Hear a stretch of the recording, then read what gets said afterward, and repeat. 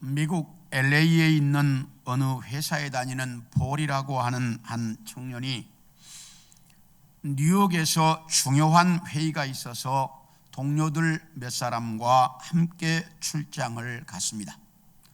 그래서 이제 회의를 마치고 LA로 돌아오려고 공항으로 가려고 호텔에 나왔습니다.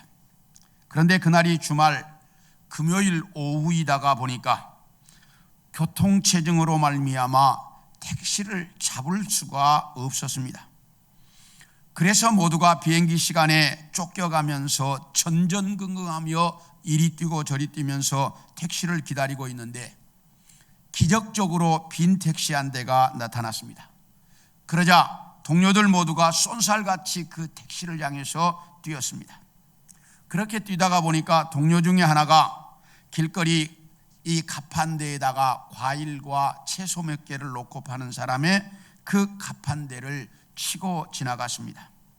그래서 과일과 야채가 길바닥에 흩어졌지만 지금 이 비행기 시간에 쫓기고 있고 그 혼잡한 뉴욕의 거리에서 이제 택시를 기다리게 할 수가 없으니까 쏜살같이 뛰어가서 택시를 탔습니다. 그러나 이 폴이라고 하는 사람은 가다가 그 자리에 멈추어 섰습니다. 그러자 택시를 탄 동료들이 빨리 오라고 손짓을 합니다. 소리를 지릅니다. 그러니까 이 폴이 먼저 가라고, 나 다음 비행기로 갈 테니까 먼저 가라고. 그렇게 해서 동료들 택시를 먼저 출발을 시키고, 그리고 이제 그 가판대가 그 흩어진 가판대 앞에 있는 그 할머니 앞으로 다가갔습니다. 가서 보니까 그 할머니가 울고 있는데 이렇게 쳐다보니까 시각장애인입니다. 눈이 성한 사람이라면 흩어진 과일과 야채를 그냥 이렇게 주워서 다시 가판대에 올릴 수 있지만 앞이 보이지 않고 그 많은 사람들이 오고 가는 뉴욕의 거리에서 흩어진 과일을 주워다가 다시 이렇게 정리한다고 하는 것은 시각장애인으로서는 거의 불가능한 일이었습니다. 그래서 이 할머니가 울고 있었던 것입니다. 이 모습을 본 폴은 그 할머니를 위로하고 나서 땅바닥에 흩어진 과일과 야채를 주워다가 다시 가판대에 정리를 해 주었습니다. 그런데 놀라운 것은 그 많은 사람들이 오고 가는 뉴욕의 거리지만 울고 있는 시각장애인 할머니나 양복을 입고 길바닥에서 흩어진 과일과 야채를 줍고 있는 폴을 관심을 갖고 쳐다보는 사람이 한 사람도 없더라는 것입니다. 폴이 이렇게 과일과 야채를 다 정리해서 이제 정리해 놓고 자기 지갑에서 100불짜리 하나를 꺼내서 그 할머니 손에 쥐어주면서, 할머니, 이 돈이면 손에 난 것은 아마 보충이 되실 것입니다 라고 이야기했더니 그 할머니가 Are you Jesus? 이렇게 묻는 거예요. 당신 혹시 예수님입니까? 이렇게 묻는 거예요. 그러니까 이 폴이 놀라고 No, I am not Jesus. 나 예수님 아닙니다. 그렇게 이제 이 폴이 이야기를 하니까 그 할머니가 이렇게 이야기하더라는 거예요.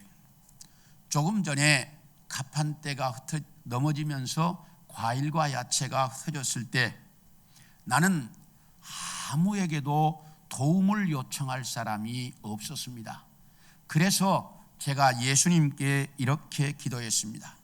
Jesus, please come help me. 그러니까 예수님 오셔서 나 좀 도와주세요. 이 할머니가 누구 도움을 요청할 수가 없잖아. 아무도, 시각장애인이. 그러니까 예수님 오셔서 제발 저 좀 도와주세요. 이렇게 기도했는데 그때 당신이 나타났습니다.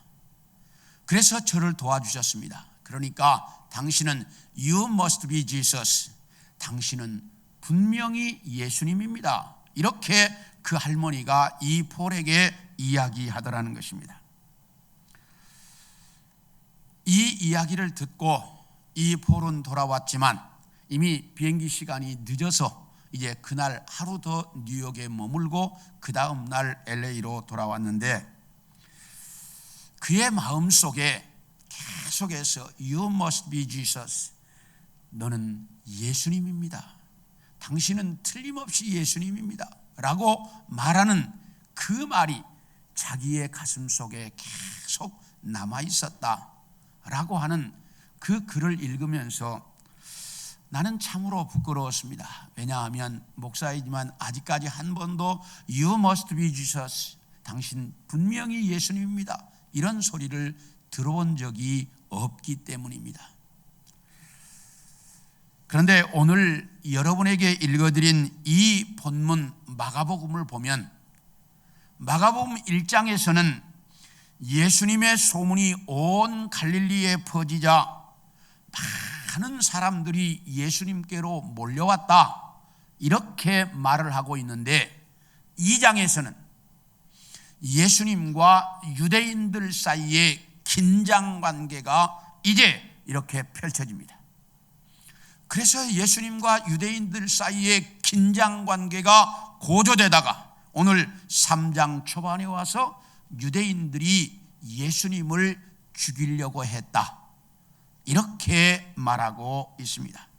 그래서 오늘은 유대인들이 왜 예수님을 죽이려고 했을까? 오늘은 이것에 대한 말씀을 여러분들과 함께 나누려고 합니다. 첫째로, 유대인들은 예수님이 누구인지를 정확하게 몰랐기 때문에 그랬다는 것입니다. 우리 6절을 같이 한번 읽겠습니다. 시작. 바리새인들이 나가서 곧 헤롯 왕과 함께 어떻게 하여 예수를 죽일까 의논하니라. 여기 보면 바리새인들과 헤롯 왕들이 어떻게 하면 예수를 죽일 수 있을까, 그렇게 서로가 모의하고 있었다라고 말합니다. 그렇다면 이 사람들이 왜 이렇게 예수님을 죽이려고 했었을까? 우리 마가복음 2장 6절과 7절 그 앞장을 보겠습니다. 시작. 어떤 서기관들이 거기 앉아서 마음에 생각하기를 이 사람이 어찌 이렇게 말하는가? 신성모독이로다. 오직 하나님 한 분 외에는 누가 능히 죄를 사하겠느냐라고 말씀하고 있습니다. 이 말씀은 예수님께서 가버나움에 있는 자기 집에 가셨습니다. 그러자 예수님이 자기 집에 오셨다는 소문이 마을에 쫙 퍼졌습니다. 그러자 수많은 사람들이 몰려와 가지고 예수님의 집 마당 마루 할 것 없이 입구까지 인산인해를 이루고 있습니다.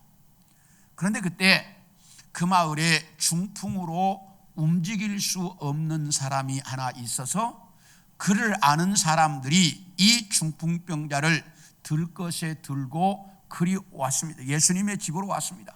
그런데 그 대문 입구부터 시작해서 꽉 차 있는 사람들 때문에 도대체 이 사람을 데리고 예수님께로 갈 수 있는 길이 없었습니다.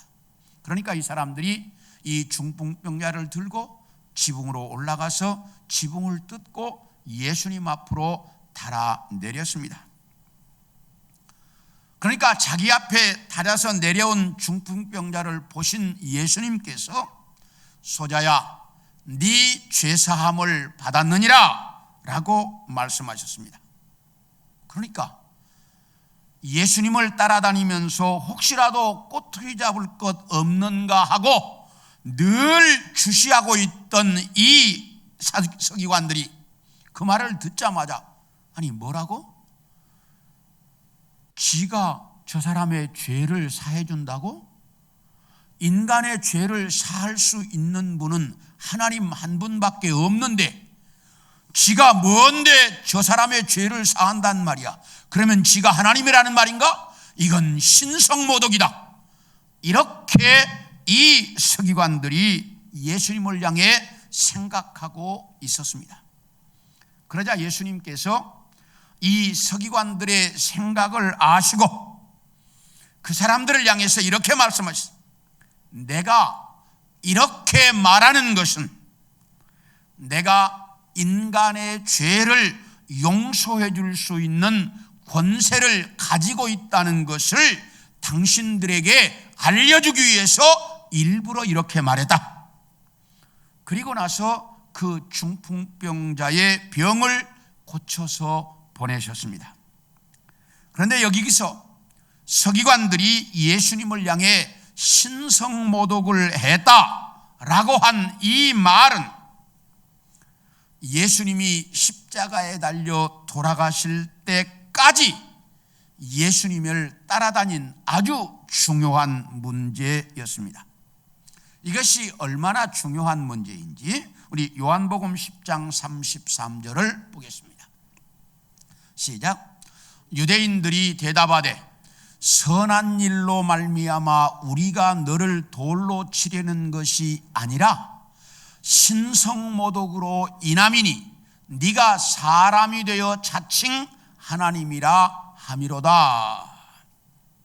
이 말씀은 예수님께서 예루살렘 성전 안에 있는 솔로몬의 행각에 계시어서 말씀을 가르치고 있을 때 유대인들이 몰려와 가지고 예수님께 이렇게 말합니다.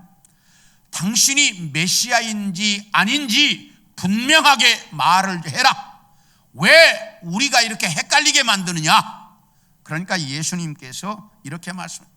내가 이미 다 너희에게 이야기했다. 그리고 내가 하는 일을 보면 내가 메시아인지 아닌지 너희가 분명히 알 수 있을 텐데 너희가 믿지 못하고 계속 나에게 이렇게 질문하는 이유는 너희는 내 양이 아니기 때문이다. 내 양들은 다 알고 믿고 있다. 그러시면서 예수님이 이렇게 말씀하셨어요. 나와 내 아버지이신 하나님은 하나이다. 그러니까 이 말을 들은 유대인들이 예수님을 향해 돌을 들고 치려고 합니다. 그러니까 예수님께서 너희가 왜 나에게 돌을 들고 치려고 하느냐? 내가 돌에 맞을 만한 짓을 했느냐? 그러니까 유대인들이 당신이 돌에 맞을 만한 짓을 해서 우리가 돌로 치려는 것이 아니라 네가 너를 하나님의 아들이라고 말한 것 때문에, 다시 말하면 네가 하나님의 아들이라고 해서 신성모독을 했기 때문에 우리가 너를 죽이려고 한다. 이렇게 말하고 있습니다. 그런가 하면 우리 요한복음 5장 18절을 보겠습니다. 시작. 유대인들이 이로 말미암아 더욱 예수를 죽이고자 하니 이는 안식일을 범할 뿐만 아니라 하나님을 자기의 친아버지라 하여 자기를 하나님과 동등됨으로 삼으심이로라. 이 말은 예수님께서 베데스다 연못가에서 38년 된 병자를 고쳐주셨습니다. 그런데 그날이 마침 안식일이었습니다. 그러니까 유대인들이 안식일날 병자를 고쳤다고 예수님을 향해서 안식일을 범한 자라고 말합니다. 그런데 문제는 안식일을 범했다는 이것도 문제이지만 더 중요한 것은 자기가 하나님의 아들이라고 해서 마치 하나님과 동등한 것처럼 말하는데 저건 우리가 더 이상 봐줄 수 없다. 그러니 죽이자. 이렇게 이야기하고 있습니다. 이렇게 유대인들은 예수님이 하나님의 아들로서 하나님과 동등한 존재라고 하는 것을 인정할 수가 없었습니다. 그래서 예수님을 신성모독한 죄인으로 몰아붙였습니다.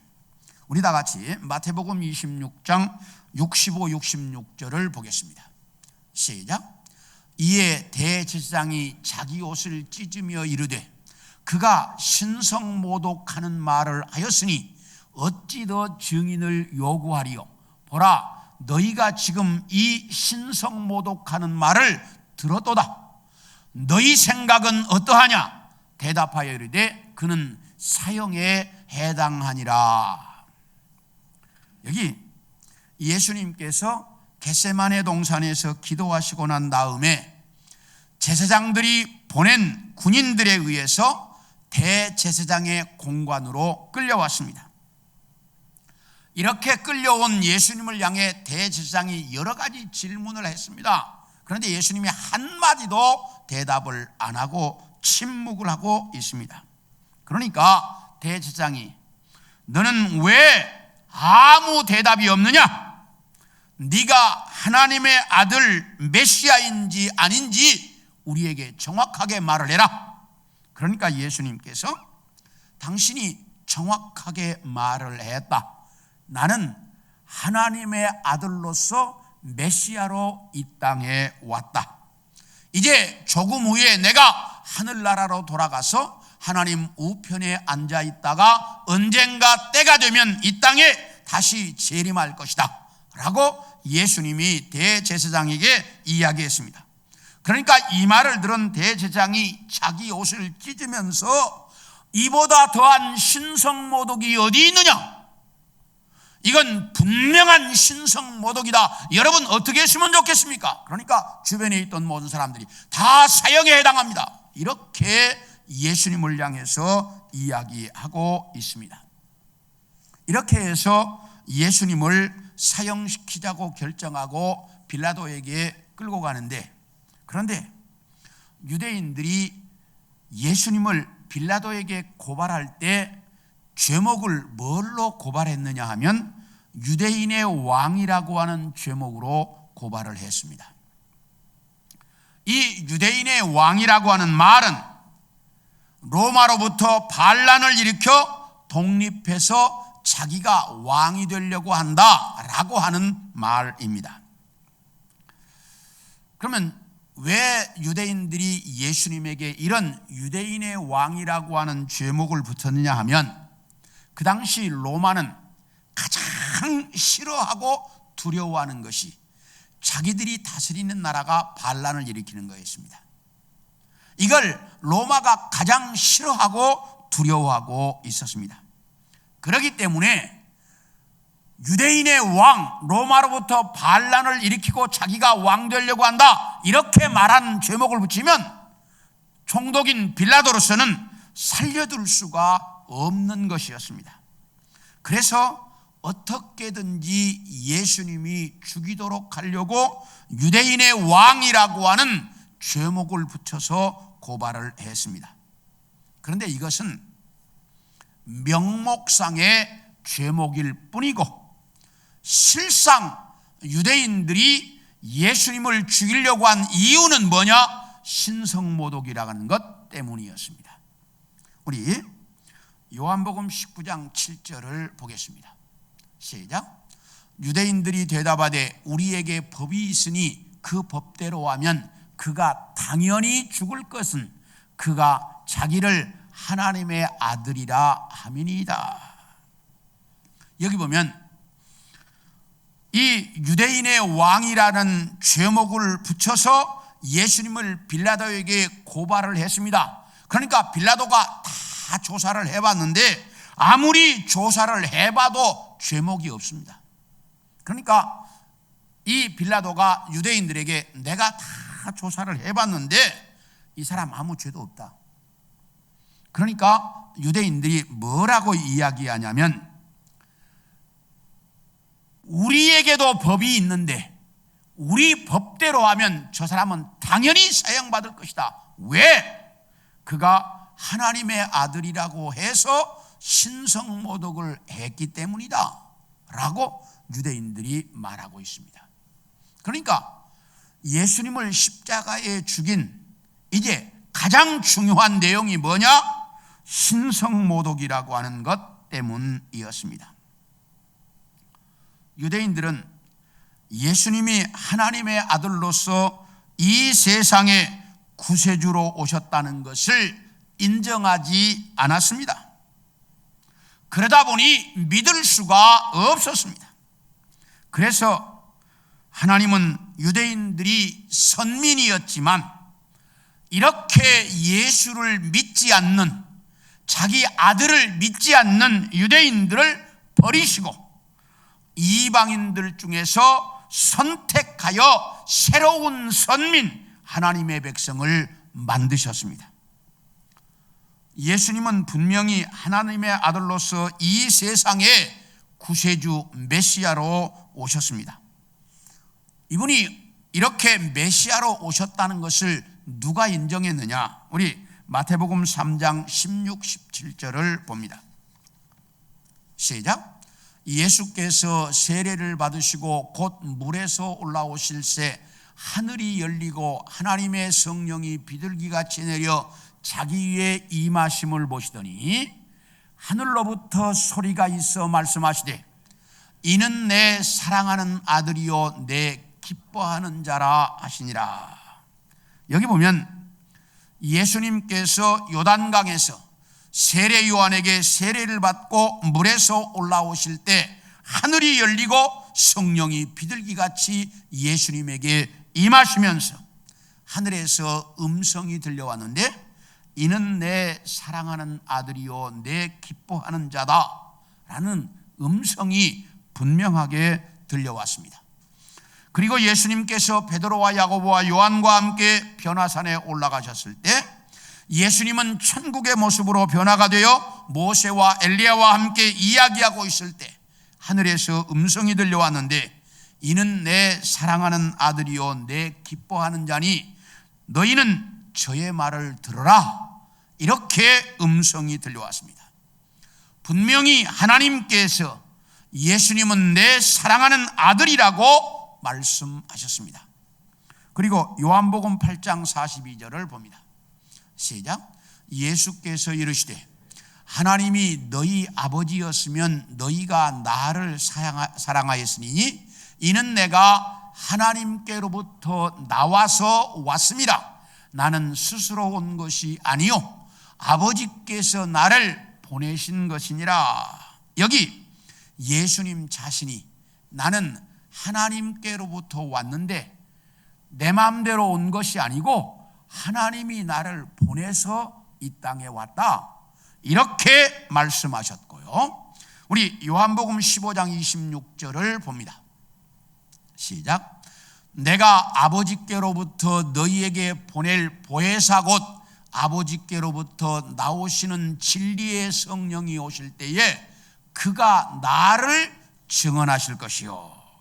여기 보면 내가 간 이후에 보혜사 진리의 성령이 이 땅에 오실 텐데 그분이 오시면 내가 하나님의 아들이라고 하는 것을 증언할 것이다. 이렇게 말씀하고 있습니다. 이렇게 예수님은 하나님의 아들로서 인류의 구세주로 이 땅에 오셨다는 것을 성부와 성자와 성령이 다 증거하고 있다는 말입니다. 그런데 유대인들은 그것을 믿지 못하고 신성모독을 했다고 예수님을 죽이려고 했습니다. 그런데 진짜 신성모독은 누가 했습니까? 유대인들이 했습니다. 왜요? 하나님의 아들인 그분을 인정하지 못하고 믿지 못하고 죽였기 때문입니다. 그러니까 진짜 신성모독은 자기들이 했는데 자기들이 한 것은 인정하지 못하고 예수님을 신성모독했다라고 그렇게 몰아붙이고 십자가에 죽였습니다. 이것은 예수 그리스도가 누구인지를 잘 모르는 사람들의 모습입니다. 그러므로 우리는 이 땅에서 신앙으로 살아가면서 예수 그리스도가 누구인지를 정확하게 알고 그를 믿고 그를 섬기는 자들이 되어야 합니다. 요즘 신천지가 이 땅에서 문제가 되어 있는데 신천지는 예수 그리스도를 정확히 알지 못하는 사람들이 그 신천지를 섬기고 있는데 교주 이만희에게는 나에게는 예수의 영이 임했다. 그렇기 때문에 나는 죽지 않는다. 예수의 영이 임했으니까 자기가 예수라는 거예요.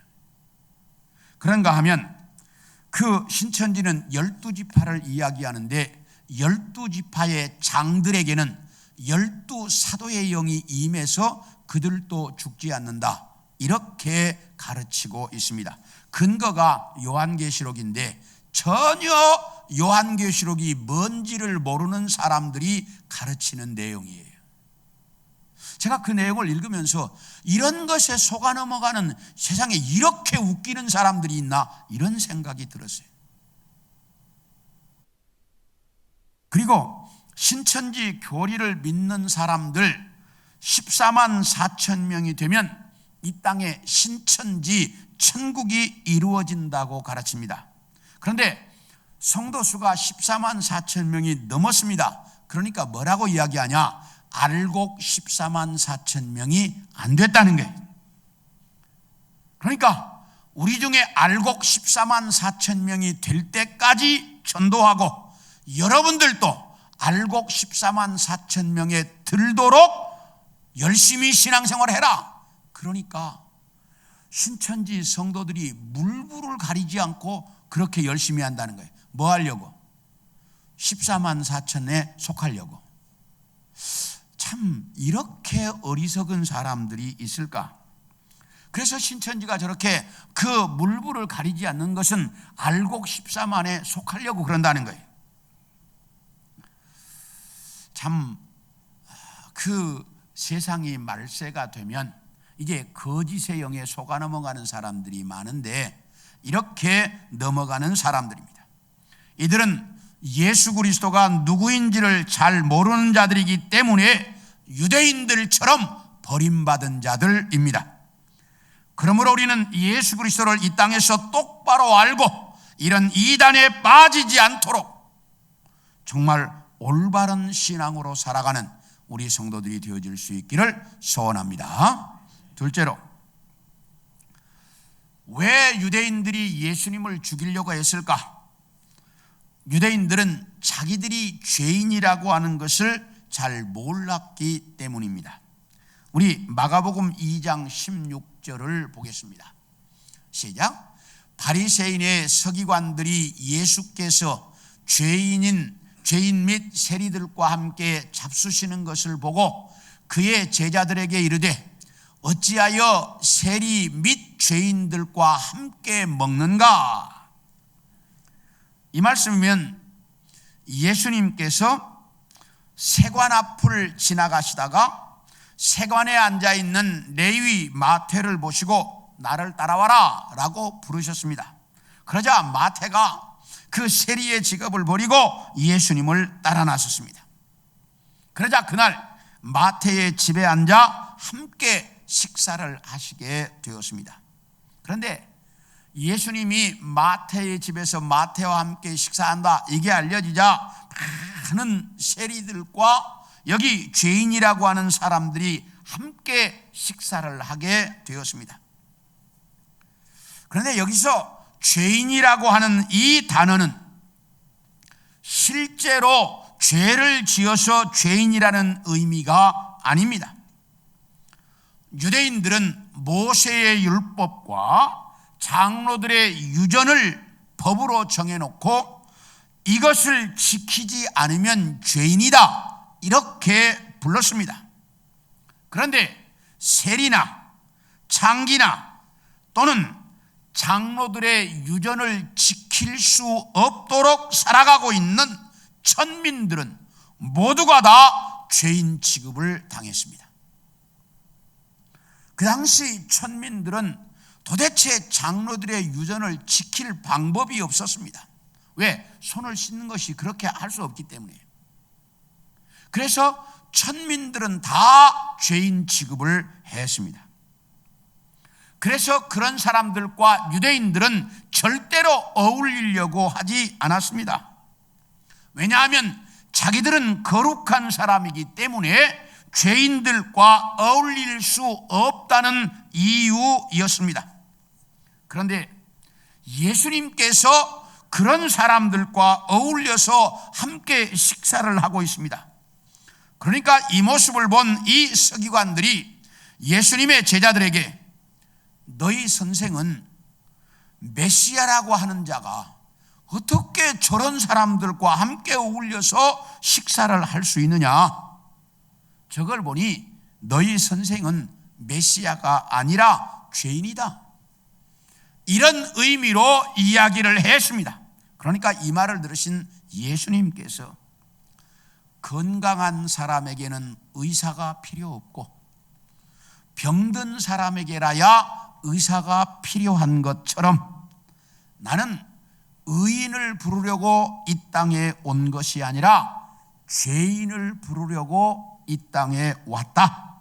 이 말은 나는 너희처럼 본인 스스로 의인이라고 생각하는 사람들에게는 필요 없고 이 사람들처럼 스스로가 죄인이라고 생각하는 사람들에게 필요한 사람이다. 그래서 나는 죄인이라고 말하는 이 사람들과 함께 어울린다라고 하는 말씀입니다. 이렇게 유대인들은 자기들은 의인이라고 생각을 했고 그 천민들은 죄인이라고 생각을 했는데, 그런데 우리 마태복음 23장 13절을 보겠습니다. 시작. 화 있을진저 외식하는 서기관들과 바리새인들이여, 너희는 천국 문을 사람들 앞에서 닫고 너희도 뭐하지 않고 들어가지 않고 들어가려 하는 자도 들어가지 못하게 하는도다. 여기 보면 예수님께서 서기관과 바리새인들에게 이 외식하는 자들아, 너희는 사람들 앞에서 천국 문을 닫고 너희도 들어가지 않고 들어가려고 하는 사람도 못 들어가게 하는 자들이다. 이렇게 말씀하고 있습니다. 만약에 이 유대인들이 자기들이 생각하는 것처럼 본인들이 의인이었다면 천국에 들어갈 수 있습니까? 없습니까? 들어가야죠, 의인이면. 그런데 예수님이 천국 문을 닫고 너희도 못 들어가고 안 들어가고, 천국에 간다는 얘기예요, 못 간다는 얘기? 못 간다는 얘기잖아요. 그러면 천국에 못 간다는 이야기는 이 유대인들이 죄인이라는 말입니까? 의인이라는 말입니까? 죄인이라는 말이죠. 다시 이야기하면 이 유대인들이 죄인이라는 말입니다. 실제로 자기들이 죄인이면서 죄 없는 사람을 죄인으로 몰아서 함께 어울리지 않고 있었다는 말입니다. 이런 사람들을 성경은 이렇게 표현합니다. 자기 눈에는 바위덩어리가 있으면서 티끌 있는 다른 사람들의 눈을 지져가는 사람들이다. 이렇게 표현을 하고 있고, 우리나라 속담에는 똥 묻은 개가 겨 묻은 개 나무란다, 이렇게 말하는 격입니다. 어떤 꼬마가 엄마 아빠와 함께 마트에 갔습니다. 그런데 그날이 주말이어서인지 마트에 사람들이 많이 붐빕니다. 그러니까 물건을 다 골라가지고 와서 계산대에서 계산을 하는데 사람들이 줄을 서서 계산을 합니다. 그래서 자기 것을 계산하는데 이 계산하던 사람이 뭘 잘못해가지고 하나를 찍지 않고 그냥 바코드를 찍지 않고 넘어간 거예요. 엄마도 분명히 알고 있었어요. 그런데 아무 말도 안 하고 그냥 가지고 나옵니다. 그러니까 이 꼬마가 엄마에게, 엄마, 저건 분명히 계산 안 했잖아. 그런데 왜 그냥 와? 그러니까 이 엄마가 주위를 둘러보면서, 야, 내가 일부러 그런 거 아니잖아. 저 사람이 한 거잖아. 그러니 그냥 가도 돼. 그러면서 그냥 가지고 나옵니다. 그리고 이제 그 산 물건을 들고 차를 타고 출발을 하려다가 아빠가 옆 차를 약간 긁었습니다. 그런데 아빠가 이렇게 주위를 살피더니 사람이 없으니까 그냥 갑니다. 그러니까 이 꼬마가 아빠에게, 아빠, 아니 아빠가 옆 차를 긁어놓고 왜 그냥 가? 그러니까 아빠가, 야, 조금 긁었어. 그리고 보는 사람도 없잖아. 그러면서 그냥 갑니다. 이런 환경 속에서 자란 이 꼬마가 나중에 어른이 되어서 직장에 취직을 했다가 횡령 사건으로 감옥에 가게 되었습니다. 그러니까 이 아들을 찾아서 면회를 간 부모들이 너 왜 그런 짓을 했느냐고 물었습니다. 그랬더니 이 아들이 안 들키면 되는 거 아니야? 안 보면 되는 거 아니야? 그런데 내가 이번에는 재수가 없어가지고 걸렸어. 아들이 이렇게 말하더라는 것입니다. 그렇게 엄마 아빠가 그 자그마한 것을 보는 사람 없으니까 그냥 지나가는 걸 보고 자란 이 아이가 그렇게 자라더라는 것입니다. 유대인들은 자기들이 죄인이면서 자기들이 죄인이라는 것을 몰랐기 때문에 예수님을 죄인으로 몰아서 죽이려고 했습니다. 사랑하는 성도 여러분, 내가 죄인이라는 것을 가장 먼저 깨닫고 내 자녀들이나 사람들이나 모든 사람들 앞에서 언제나 내가 죄인이라고 하는 분명한 사실을 알고 이 땅에서 겸손하게 살아가는 자들이 되어질 수 있기를 소원합니다. 마지막으로 유대인들이 왜 예수님을 죽이려고 했냐? 안식일 규정 때문이었습니다. 우리 2절을 봅니다. 본문 2절 시작. 사람들이 예수를 고발하려 하여 안식일에 그 사람을 고치는가 주시하고 있거늘. 여기 보면 안식일 날 예수님께서 회당에 들어가셨을 때 그 자리에 한쪽 손 마른 사람이 있었습니다. 이 한쪽 손이 말랐던 말은 중풍으로 말미암아 이 한쪽 손을 쓸 수 없었다는 말입니다. 이런 한쪽 손을 쓰지 못하는 환자가 그 자리에 있는 것을 본 바리새인들이 눈에 불을 켜고 예수님을 주시하고 있습니다. 왜냐하면 예수님이 안식일 날 38년 된 베데스다 연못가의 병자도 고쳐주셨고 허리가 꼬부라져서 펴지 못하는 곱사등도 안식일 날 펴주셨고 맹인의 눈도 뜨게 해주셨기 때문에 이번에도 안식일 날 환자를 고치기만 하면 그냥 두지 않겠다, 이런 마음을 가지고 지금 예수님을 주시하고 있었습니다. 그러자 예수님께서 그 손마른 환자를 사람들 가운데 일어 세우셨습니다. 그러더니 자기를 주시하고 있는, 그렇게 자기의 꼬투리를 잡으려고 쳐다보고 있는 바리새인들을 향해서 안식일 날 선을 행하는 것과 악을 행하는 것, 사람의 생명을 살리는 것과 사람의 생명을 죽이는 것, 어느 것이 옳으냐? 이렇게 말씀하시고 난 다음에 그 바리새인들의 마음에 악이 가득한 것을 보시고 분해하시면서 그 손마른 사람의 병을 치료해 주셨습니다. 그리고 마가복음 2장 27, 8절도 보겠습니다. 시작.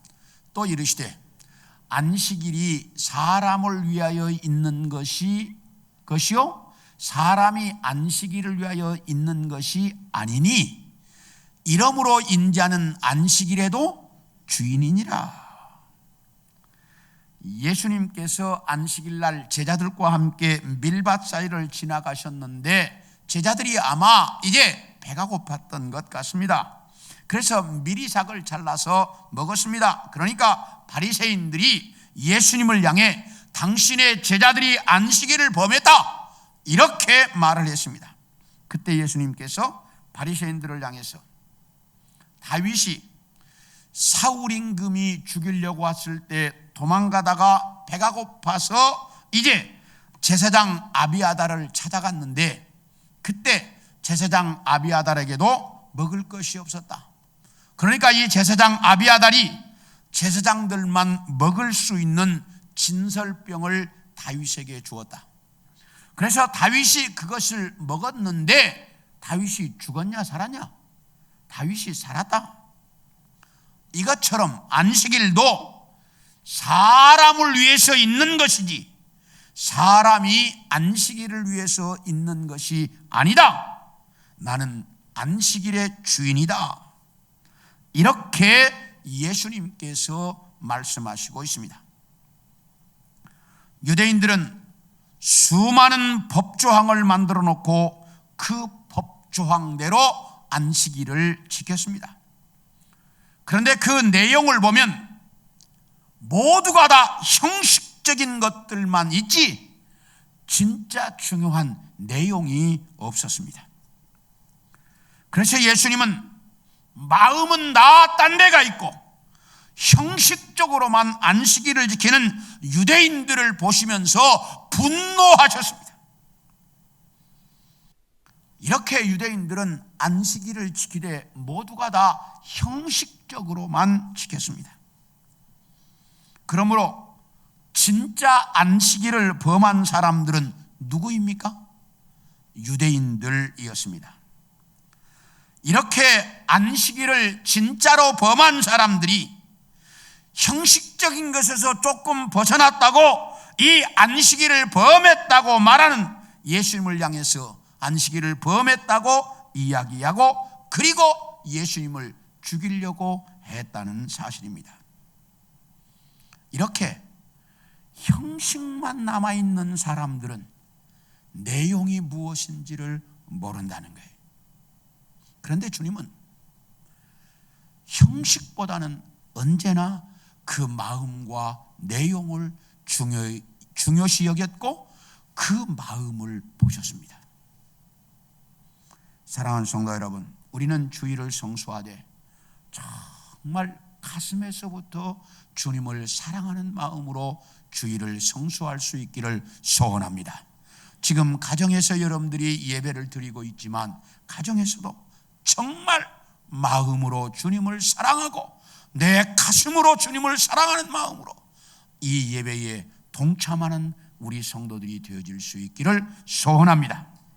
이렇게 유대인들은 자기들이 신성모독을 했으면서 예수님을 향해 신성모독을 했다고 몰아붙였고 자기들이 죄인이면서 예수님을 죄인 취급했고 자기들이 안식일을 범한 자들이면서 예수님을 향해 안식일을 범했다고 몰아붙여서 죽이려고 했던 것입니다.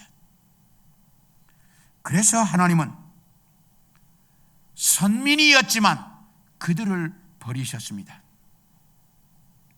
그래서 그들은 하나님의 자녀가 될 수 없었습니다. 이것은 예수 그리스도가 누구인지를 정확히 알지 못한 사람들에게 주어진 벌이었습니다. 사랑하는 성도 여러분, 예수 그리스도가 누구인지를 똑바로 알고 내가 죄인이라는 것을 분명하게 인식하고 다른 사람들을 향해서 손가락질하기 전에 나를 먼저 돌아볼 줄 아는 자로 이 땅에서 살아갈 수 있기를 소원합니다. 우리 주님은 지금도 우리를 향해서 이렇게 믿음으로 살라고 외치고 계십니다. 이 주님의 말씀을 가슴에 새겨서 언제나 그리스도가 누구인지를 알고 그 그리스도 앞에 나를 비춰보고 살아갈 줄 아는 우리 성도들 모두가 되어질 수 있기를 축원합니다.